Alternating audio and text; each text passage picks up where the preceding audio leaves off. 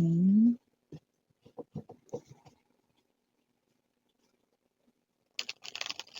Alam mo kung sino man 'tong kumo-connect sa'yo 'no, parang gusto ka nitong kantahan.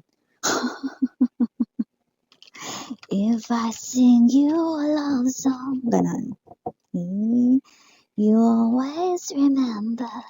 Parang papuntang Halloween na. Maaaring meron siyang gustong maalala mo. Yun ang ating aalamin. O baka nakalimutan mo na 'to or kinalimutan mo na siya 'no? May theme song ba kayo dati? Okay, let us see.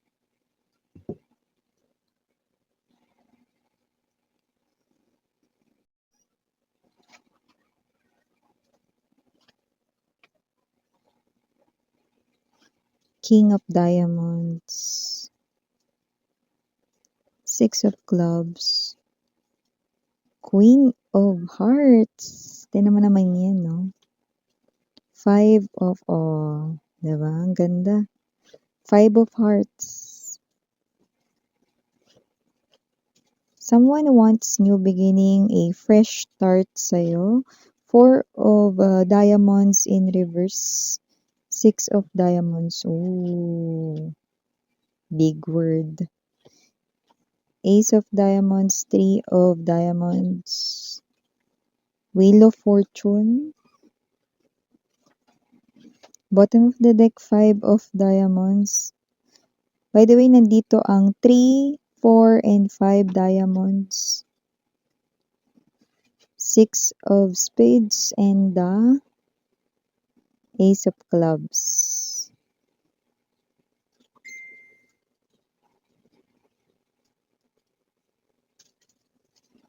Okay, no? Parang gusto ko magpamiwang, no, na hanggang kilikili. Sarap tampalin nito, no, ng long, shiny black hair ko. Ba't ano ba yan, miss yan? King of Diamonds right in here. Three of Spades. This is the person here who betrayed you because of a third party na someone else. Ibig sabihin, other woman, other man, no? So, nakakaloka yung sinasabi niya ritong mensahe, no? Mahal ka daw niya, pero masaya siya doon, no? Di ba ang sarap tampalin? Mahal ka daw niya, oh, pero masaya daw siya doon. Bakit kapag hindi mo ba mahal ang isang person, hindi ka ba masaya doon? Parang kahit saan ko anggulong tingnan ito na parang mabibwisit ako eh, yan 'no. Kaya tingin ko mabubwisit din kayo dito 'no. Kaya kung may tubig kayo diyan, inumin niyo na yung pang-HB niyo. Kasi nakita ko rito, hindi acceptable ang reason ng taong ito, 'di ba? Kapag mahal mo dapat masaya ka rin dun, hindi yung mahal ka niya tapos masaya siya dun. Ano 'to, parang ginawa ka nitong ano eh, 'no? Ay naku, hindi ko ano 'tong person na 'to, pero with the six of clubs energy, nakikita natin dito na itong person na 'to, this person here, meron ditong parang nakabinbin na hindi niya pa nakikita ngayon. It's a big event na hindi niya rito matatakasan. Alam mo yung ball of fire 'no, ta's mabilis yun 'no na umaandar 'no, yung parang kahit anong bilis mo, lalo na isa ka lang na human being, kahit na mas mabilis ka pang tumakbo kay Lydia De Vega, aabutan ka ng ball of fire 'no, at yun nga ay ang bola ng karma, yun 'no. So, parang alam mo naalala ko tuloy 'no, yung movie ng Milan, 'di ba? Parang kailangan kita kaya mahal kita kaya kailangan kita. Magkaiba yun kung iintindihin mong mabuti. So, parang ganun yung sinasabi dito 'no, masaya daw siya dun, pero ikaw yung mahal niya. So, ibig sabihin hindi niya mahal yun, pero masaya siya dun, 'di ba? Sarap tuktukan. Tsaka kasi naman 'tong energy na 'to mga babes 'no, this person hindi siya makuntento. Meron ditong lumalabas na materyal na bagay, ano. Meron ditong Four of Diamonds in reverse. May sinasabi siya ritong handa niya na itong talikuran ngayon. So, nakikita natin dito.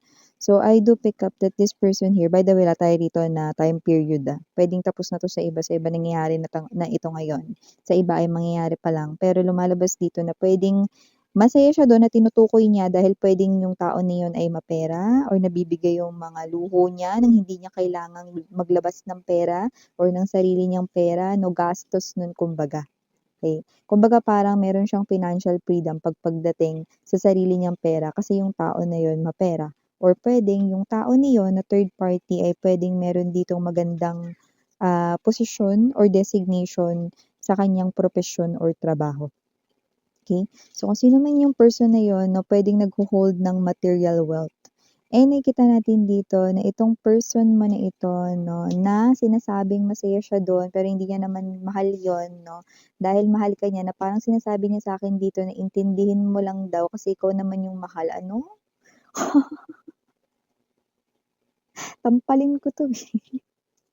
Parang ako yung nabubwisit sa pagbabasa ng ano niya, eh, 'no, ng energy niya, eh, 'no. Pero alam mo itong tao na 'to ang ganda, kasi with the Queen of Hearts 'no, nakatalikod ka na sa kanya, tignan mo, oh. Kasi hindi mo rin maintindihan, eh, ako nga na binabasa ko lang yung energy ninyong dalawa, eh, 'no, nabibwisit na ako dito sa ka-connect mo na 'to, eh. Dapat 'pag mahal mo, hindi ka maghahanap ng iba, 'di ba?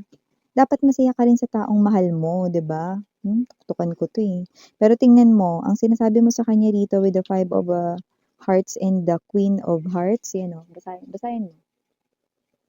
You pierce my soul, I am half agony, half hope, yan. So, ibig sabihin parang sinasabi mo sa kanya, mamatay ka na lang diyan saka iintay sa'kin, 'di ako babalik sa'yo. Diyan ka na, wala ka ng babalikan, parang gano'n 'yun, okay.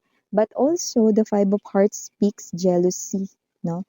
So, nakakita tayo ng energy rito 'no, na parang sinasabi mo rin dito na hindi mo na kayang ibalik yung pagmamahal kung ngayon ay magbabalik siya at willing na siya ritong talikuran ang material wealth, material gain, material world 'no, na pinanggalingan niya because meron siyang sinasabi rito with the Joker, this is new beginning.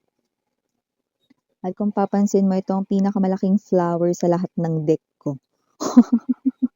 So, lumalabas, so ayun, oh, naglalagasan na yung mga flower, oh, tignan mo, ta's umuulan-ulan pa dito. So, definitely itong new beginning na 'to 'no, parang willing siya ritong ipagpalit yung lahat ng nagbibigay ng pleasure, yung lahat ng parang, nagbibigay rito 'no, ng parang, temptation sa kanya, willing siya na yun ay ibagsak or iwanan behind 'no, gano'ng klase ng energy, para lang makasama ka dito, yun 'no.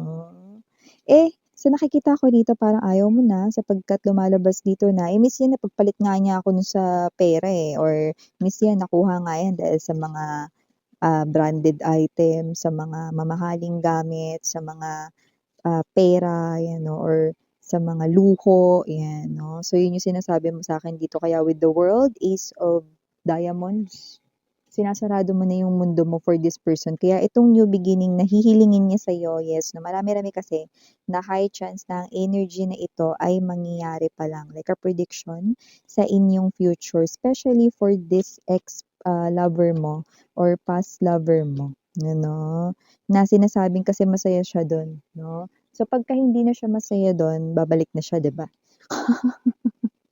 Kasi ikaw yung mahal niya 'no. Pero alam mo kasi kung saan ko tingnan 'to 'no, kahit hindi bilang isang reader ninyo, okey, kapagka mahal mo yung isang person, dapat masaya ka rin at hindi mo siya magagawang saktan sa kahit na ano pang uri, shape, form 'no, ng kasalanan, 'di ba? So, kung sino man 'tong energy na 'to, nung umpisa pa lang hindi ko nakikitang matibay na yung pagmamahal niya sa'yo, pero magiging matibay yan kapagka lumayo ka na at nawala ka na sa buhay niya rito, diyan niya yan mare-realize 'no, and it's not far from happening because this is what is gonna happen in the near future, in the immediate future, and I'm seeing na yung new beginning 'no, yan 'no, magiging ritong tag-ulan para sa kanya 'no. Stormy days pa nga na yung kumukulog-kulog, kumikidlat-kidlat, gano'ng peg. So, kung sino man 'tong energy na 'to 'no, I do see that this person also, para siya dito makikipag-deal or makikipag-barter 'no, kay God 'no. Sa kanya ritong prayers 'no, na kahit hindi na rito ipagkaloob yung magandang trabaho, magandang posisyon sa trabaho 'no, na isa rin sa pangarap niya, okey lang daw basta with the Six of Diamonds energy makasama ka lang niya rito 'no. Pero with the Wheel of Fortune, Ten of Hearts energy, nakikita ko rito that it's too late to apologize. It's too late to apologize. Yeah, the Wheel of Fortune right in here, too late to apologize and too late for you to come back to this person here because you've realized a lot sa inyong connection. That's why you turned your back. Ayun, oh. Kita mo yan? Alam mo, napaka maunawain mo kasi ang Queen of Hearts energy, ito yung energy ng, ito nung Pasko, marami kang binigyan na regalo. Meron ka rin mga inabutan ng pera, kahit hindi mo kakilala. Eh, nakita ko rito ng pagbigay ka eh. Yan, no? Pero dito sa tao na 'to, ay naku, napagod ka na. Tignan mo, the Queen of Hearts also speaks about the energy of the High Priestess, okay? So ngayon, alam mo na kung sino yung dapat mong pagbigyan, yung mga deserving makakuha ng chance na makatuloy ulit sa buhay mo at yung mga deserving na kausapin mo lang, alam mo na kung sino-sino sila at hindi na siya kasali sa mundo mo na yan, no? Sa bago mong mundo na yan. So nakita ko dito na umikot na yung gulong ng tadhana sa kanya. Dati siya ay nasa ibabaw. No, sige, bili dyan, bili doon. No? Lahat na nakikita niya sa mall. Ay, miss, gusto ko niyan. Large. Tumataba eh, no? Tumataba eh. Kasi nga yung kanyang mga luho ay nabibigay, no? Nung tao na yun, no? Yan, ano sapatos? Yan, ito, yan ako, ito Nike. O yung Adidas, tara punta tayo dun sa ano, New Balance naman. Ay, 'di ba?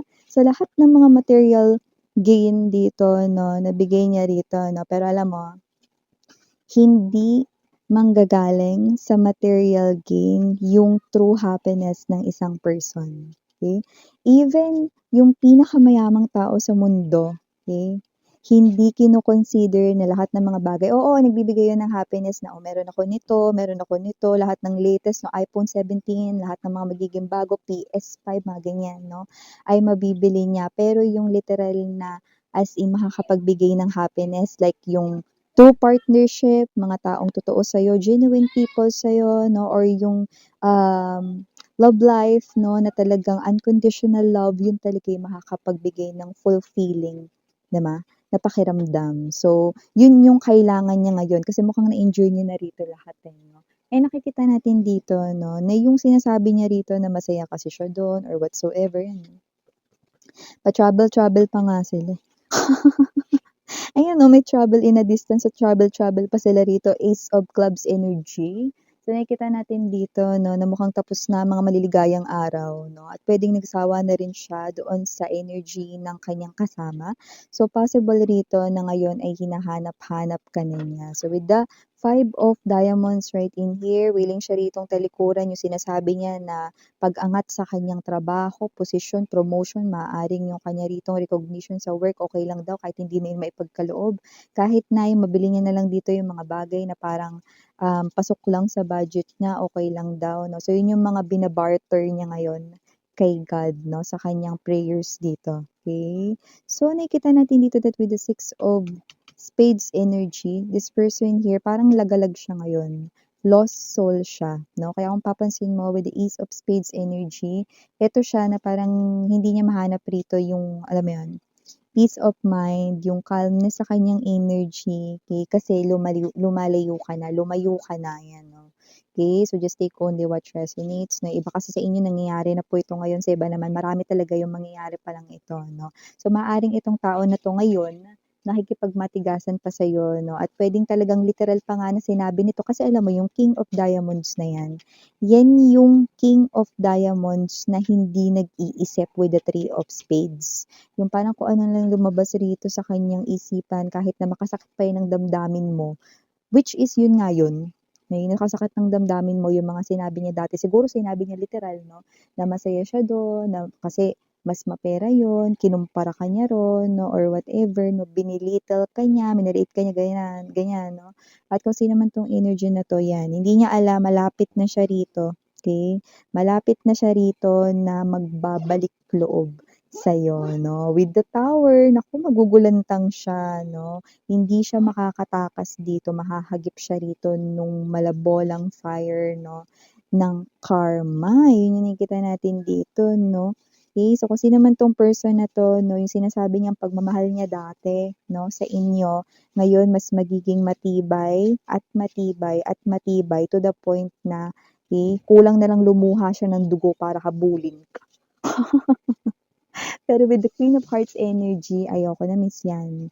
Okay? You've already learned a lot dito sa tao na 'to 'no, and you're moving forward with your life and you're not even looking or turning your head kahit na a second sa iyong nakaraan or sa iyong past, 'di ba?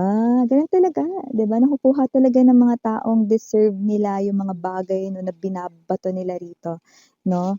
Okay, so nakikita natin dito na parang kung ano yung ipakita mo, kaya nga 'di ba mag-invite ka na lang para yung kabutihan ng mundo ay sumaiyo, 'di ba? Pero kapagka puro ganito, 'di ba, binigyan ka ng sakit sa ulo 'no, itong tao na 'to, 'yan bumabalik ang karma rin 'no, na bad karma sa kanya. Yeah, for the initials, we have right here letter M, L, R, E, A, I, G, and last but not the least, we've got the B as in boy. So yeah, ganun yung yan ang sarang love in light. Ano?